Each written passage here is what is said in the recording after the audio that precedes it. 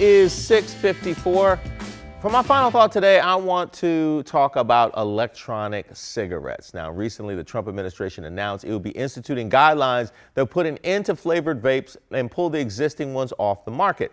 This comes after a sudden spike in possible vaping-related illnesses, with over 450 cases reported in 33 states, and as of now, 7 deaths, causing the Center for Disease Control to open an investigation and states across the country to get involved, like California, which launched a $20 million ad campaign warning against the dangers of flavored vaping and the outright banning of them in New York and Michigan.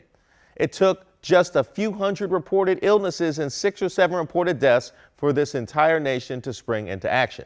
Meanwhile, in 2017, the CDC reported that 39,773 people in the U.S. died from gunshot wounds. It's also been 5 years since the people of Flint have been able to trust their water. Residents there are still reporting getting rashes after taking showers, and while the lead levels in the water are now at an acceptable range, in August of this year, the state of Michigan warned city officials that Flint was still in violation of the Safe Drinking Water Act for failure to test enough homes.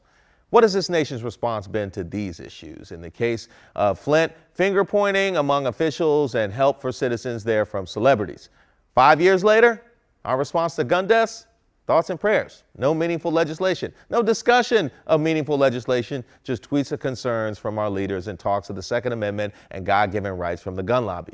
We have other epidemics in this country, far older and more pressing epidemics, which concerns us all. These epidemics are our water. There are children's schools, feeling safe in the movie theaters, department stores, music concerts, and even in churches. Vaping proves what we can accomplish if properly motivated, which begs the question, when it comes to guns and water and education and healthcare, why aren't we there yet? We're going to continue this conversation online. You guys, thank you for joining us on this beautiful Wednesday. We'll see you back here tomorrow. Get on up, DC.